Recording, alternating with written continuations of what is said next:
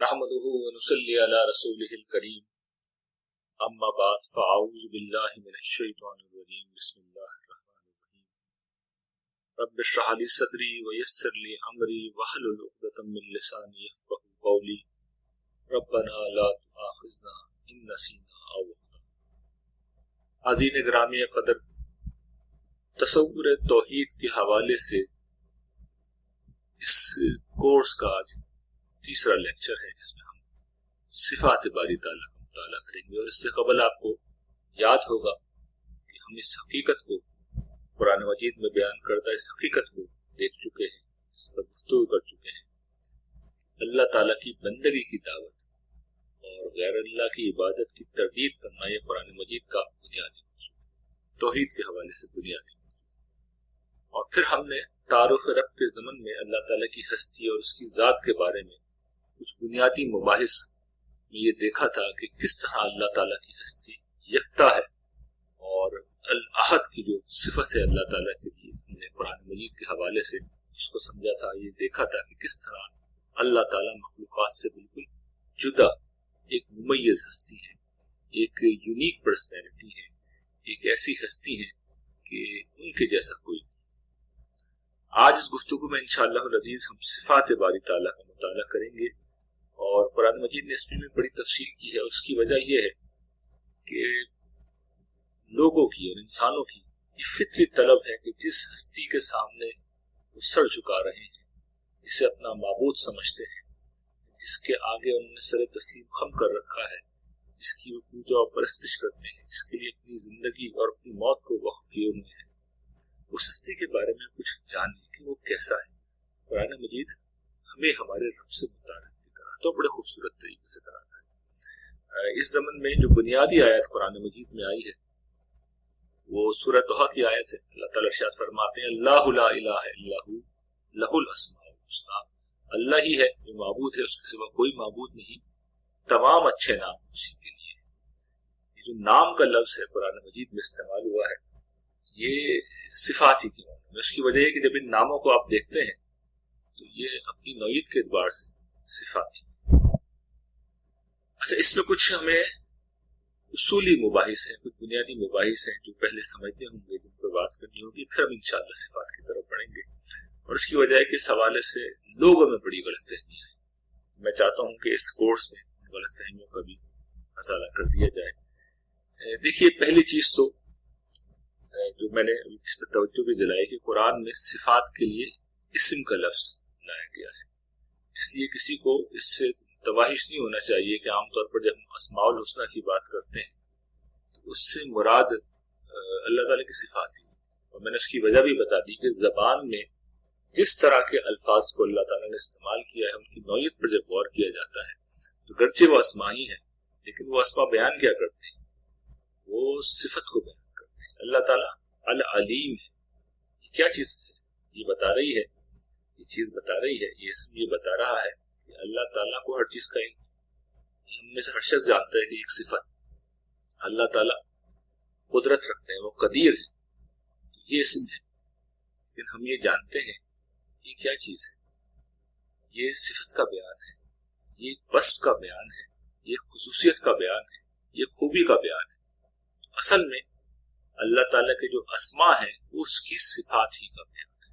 तो इसको इस पहलू से समझना चाहिए। और कुरान ने इसकी तस्रीह कर दी है कि ये सारी सिफात अच्छी सिफात है, ये अपनी जात में खैर वाली सिफात है।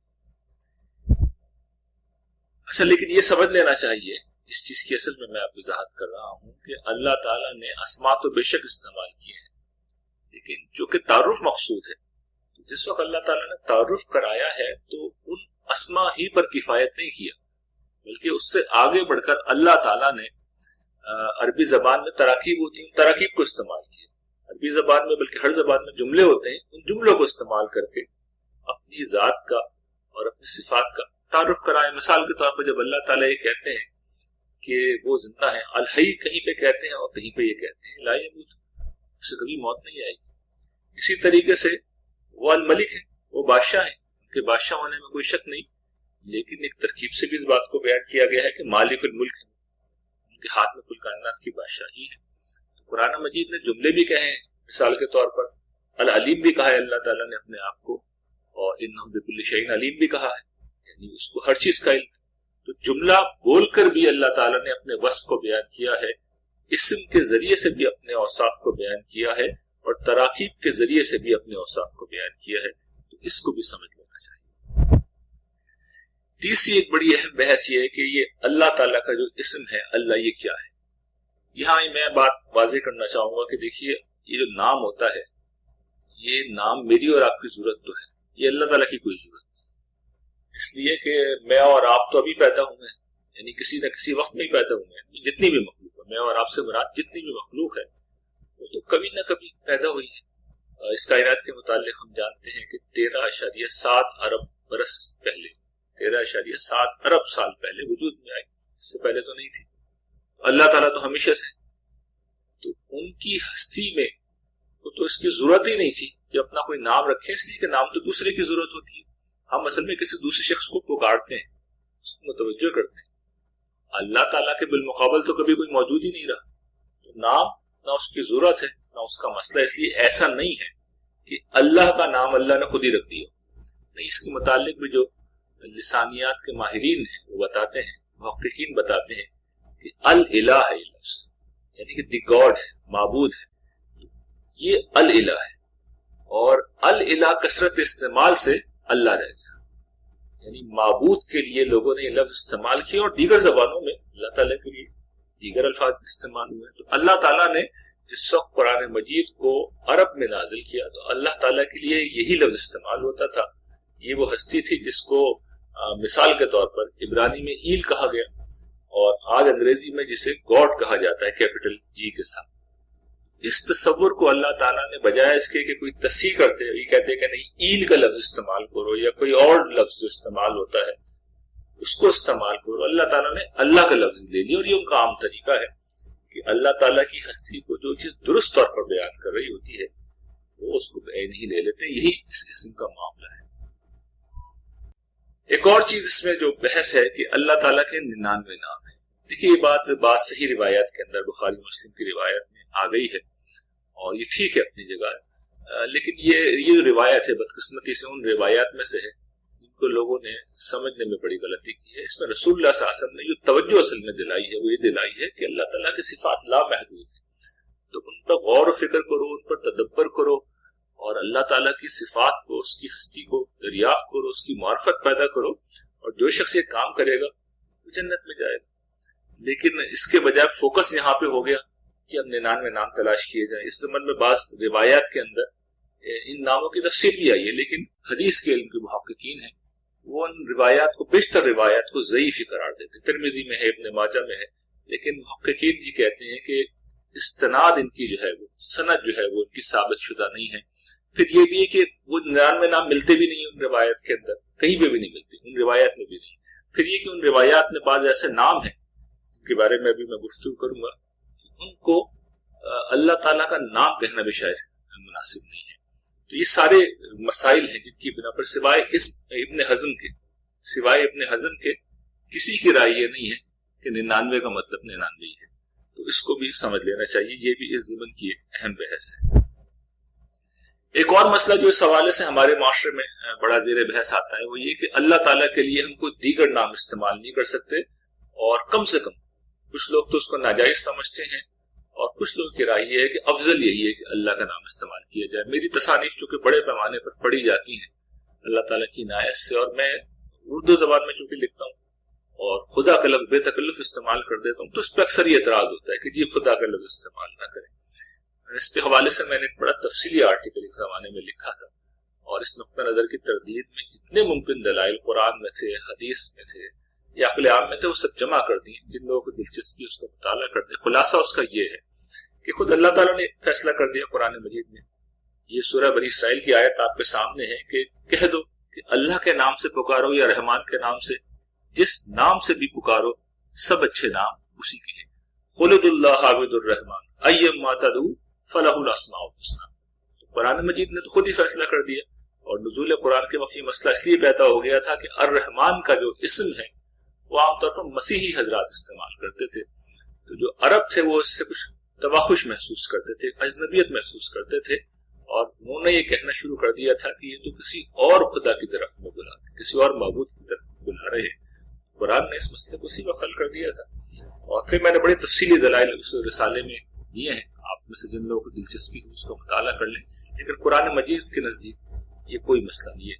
अलबत्ता दूसरी जो चीज है कि बाज मनफी सिफात हम अल्लाह ताला के लिए इस्तेमाल कर लेते हैं, और हमारे यहाँ अस्माउल हुस्ना में भी वो पॉपुलर हो चुकी है। मिसाल के तौर पर अल मुज़िल, ये अल दार, नुकसान पहुंचाने वाला, जलील करने वाला। देखिए, इस बात को समझ लेना चाहिए कि ये जो सिफात है ये अल्लाह ताला की हस्ती का बयान है, उसकी शख्सियत का बयान है। अल्लाह ताला कोई फेल ऐसा सरंजाम बेशक देते हैं, कुरान में बयान किए गए हैं, वतुइज़्ज़ु मन तशा वतुज़िल्लु मन तशा, जिसे चाहे तू इज्जत दे, जिसे चाहे तू जिल्लत दे। लेकिन ये जो जिल्लत है ये असल में अदल का इजहार हो रहा होता है। ये ऐसे ही है कि जैसे कि कोई जज अपनी कुर्सी पर बैठकर जब एक फैसला देता है, किसी को जेल भेजता है उसके जुर्म की पादाश में, तो बारे नतीजा वो शख्स जलील हो रहा होता है। लेकिन क्या उस जज के बारे में ये कहेंगे कि लोगों को जलील करता है या ये जलील करने वाला है? तो ये मुनासिब नहीं। ये चीज उस अदब के खिलाफ है जो अल्लाह ताला की बारगाह का अदब है। इसी तरीके से अज़दौर, ये जो नुकसान पहुंचाना है, जरर पहुंचाना है, ठीक है, अल्लाह ताला के हाथ में हर नफा भी है, जरर भी है, और उसके इज़्न के बगैर कुछ नहीं हो सकता। लेकिन क्या अल्लाह ताला की ये शख्सियत का हिस्सा है कि वो लोगों को नुकसान पहुंचाते हैं? नहीं, ऐसा नहीं है, ऐसा नहीं है। तो इस तरह की सिफात को अल्लाह ताला के हवाले से इस्तेमाल नहीं करना चाहिए, बल्कि जिस तरह खुद कुरान ने कहा है कि अच्छे नाम सीखे, तो भाई जिसको हम अच्छा नाम समझते हैं वो देना चाहिए ना। अच्छा, ये नाम तो अस्मा है, खुद कुरान मजीद ने भी इस्तेमाल नहीं किया, जो मैंने 2 मिसालें दी या इसी तरह के और भी कुछ है, कुरान ने इस्तेमाल नहीं किया। इस बाब में हमें मोहतात रहना चाहिए। एक और बहस तो बड़ी होती है कि ये कुरान मजीद में अल्लाह ताला के लिए मुज़क्कर का सीगा क्यों इस्तेमाल किया है।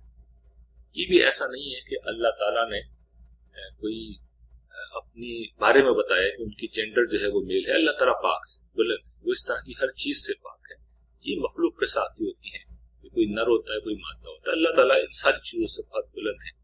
क्यों इस्तेमाल किया, अब ये समझ लीजिए।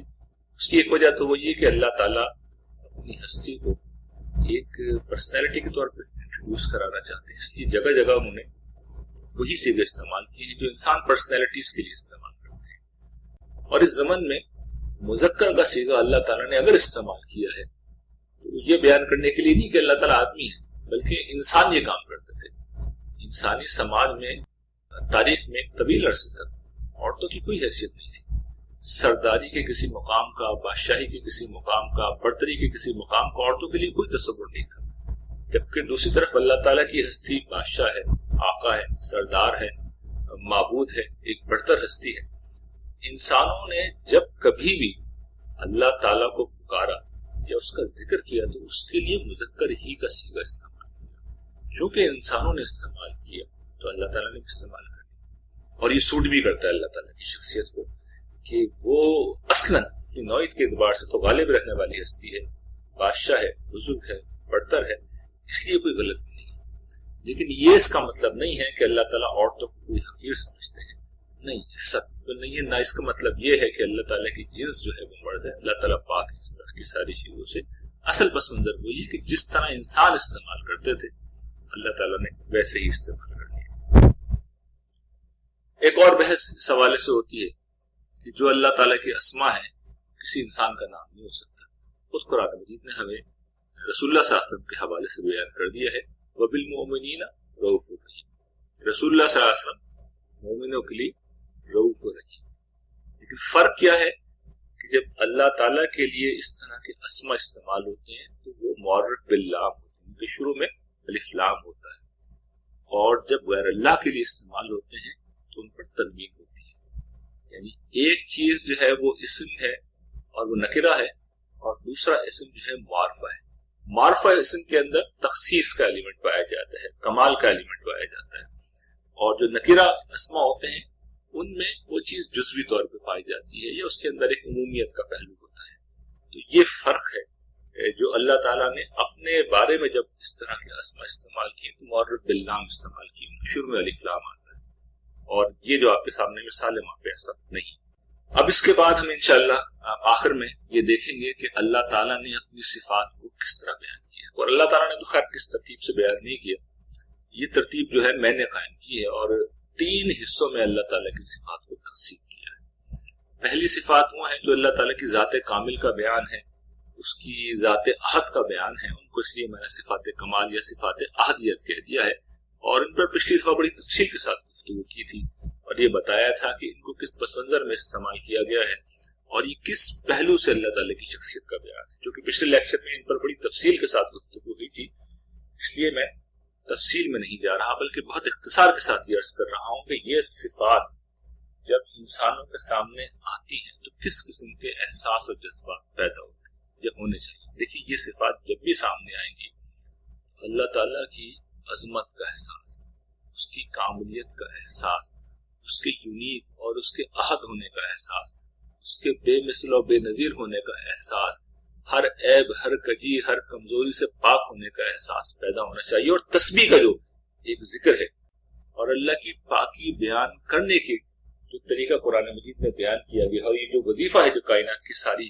اشیاء کرتی ہیں، ساری کائنات کرتی ہیں، یہ تسبیح اصل میں اسی احساس سے ہوتی ہے کہ میرا رب پاک ہے، بے عیب ہے، وہ کامل ہے، وہ پرفیکٹ ہے، اس کے اندر کوئی کمزوری نہیں ہے، اور یہ وہ چیز ہے جو ہمیں اللہ تعالیٰ سے پھر اس حیثیت میں متعلق کرتی ہے کہ ہم عاجز ہیں، اور ہمارا رب جو ہے وہ سب کچھ کر سکتا ہے، وہ بے مثل ہے، وہ بے نظیر ہے، اور اس پس منظر میں پھر ہم اس کی عبادت کرتے ہیں، پھر اس کی پرستش کرتے ہیں۔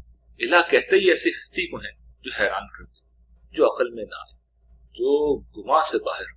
تو اللہ تعالیٰ کی صفات اصل میں یہ بتاتی ہے کہ اللہ تعالیٰ ہمارے گمان سے باہر ہیں، اور اس سے عبادت کا جذبہ پیدا ہوتا ہے، اور پھر ہم اس کی تسبیح کرتے ہیں۔ یہ صفات باری تعالیٰ کا ایک دوسرا دائرہ ہے جس کو اس طالب علم نے تفہیم مدعا کے لیے صفات جمال یا صفات رحمت کا نام دیا ہے، اور ان سے کس چیز کا اظہار ہوتا ہے؟ اللہ تعالیٰ کی شفقت کا، اس کی مہربانی کا، اس کی رحمت کا، اس کے کرم کا، اس کے فضل کا اظہار ہوتا ہے کہ کتنا کریم ہے وہ رب، کتنا مہربان ہے وہ رب، جس نے اپنے بندوں کو سب کچھ دے رکھا ہے، اس کی وجہ سے ہم زندہ ہیں، اس کی وجہ سے ہم موجود ہیں، ہمارے پاس جو کچھ ہے وہ اسی کی عطا ہے۔ تو یہاں سے شکر گزاری پیدا ہوتی ہے، یہاں سے محبت پیدا ہوتی ہے، پھر یہیں سے حمیت اور حمایت کا جذبہ پیدا ہوتا ہے، انسان اپنی جان بھی اپنے رب کے لیے دینے پر آمادہ ہو جاتا ہے، اور یہ اللہ تعالیٰ کی شخصیت کا، آپ کی ہستی کا غالب ترین حصہ ہے۔ اس لیے قرآن مجید نے جو باقی جتنے بھی اسما ہیں ان کو بطور صفت کے استعمال کیا ہے۔ ایک اسم ہے اللہ تعالیٰ کا جو اس کا ذاتی نام کے طور پر قرآن میں استعمال ہوا ہے، وہ اللہ ہے، اور ایک دوسرا اسم بھی ہے جو اس میں صفت ہے، لیکن اللہ تعالیٰ نے اس کو اللہ تعالیٰ کے یا اپنے ذاتی نام کے طور پر استعمال کیا، یعنی یہ وہ اسم ہے جسے اللہ تعالیٰ نے اپنے ذاتی نام کے طور پر استعمال کیا، اور وہ کیا ہے؟ الرحمن۔ الرحمن کیا بتاتا ہے؟ اسی کیٹیگری کا نمایاں، سب سے نمایاں وہ رکن ہے، یہ اللہ تعالیٰ کی وہ رحمت ہے جو جوش میں آئے ہوئے سمندر کی طرح ہے۔ تیسرے گروپ ہے اللہ تعالیٰ کی صفات کا، صفات جلال یا صفات قدرت جنہیں میں نے کہا ہے، اور یہ اس بات کا اظہار ہے کہ ہمارا آقا، ہمارا مالک ایک بہت بلند ہستی ہے، بہت طاقتور ہستی ہے، اس کی گرفت سے کوئی باہر نہیں آ سکتا، سب کو پکڑ سکتا ہے، وہ سب کچھ کر سکتا ہے، اس کے علم میں ہر چیز ہے، اس کی قدرت میں ہر چیز ہے، اس کے ہر کام میں حکمت ہوتی ہے، بڑا طاقتور ہے، وہ ہر چیز پر نگران ہے، اور اس کے قابو سے کوئی باہر نہیں ہے۔ تو اس سے اللہ تعالیٰ کا خوف پیدا ہوتا ہے، تقویٰ پیدا ہوتا ہے، اس کی کبریائی کا احساس پیدا ہوتا ہے، جیسا کہ صفات جمال سے اس کی حمد پیدا ہوئی، یہ صفات کمال سے اس کی تسبیح پیدا ہوئی، اسی طرح صفات جلال سے اللہ تعالیٰ کی کبریائی کا احساس پیدا ہوتا ہے، اور انسان اپنے آپ کو اس کی اطاعت پر مجبور پاتا ہے کہ ایسا عظیم رب، ایسا زبردست رب، میں اس کی پکڑ سے تو نہیں بھاگ سکتا، میں اس کی پہنچ سے کبھی دور نہیں نکل سکتا، تو مجھے اس کی بندگی کرنی ہے، اس کی پرستش کرنی ہے، اس کی عبادت کرنی ہے، ورنہ قیامت کے دن مجھے اس کے حضور جواب دینا ہوگا۔ اور جس طرح صفات جمال ہمیں یہ بتاتی ہیں کہ جس کریم نے مجھے اتنا کچھ اس دنیا میں دے رکھا ہے، اگر میں نے اس کی بندگی کی، شکر گزاری کی، تو اس کی نعمتیں میری منتظر ہیں۔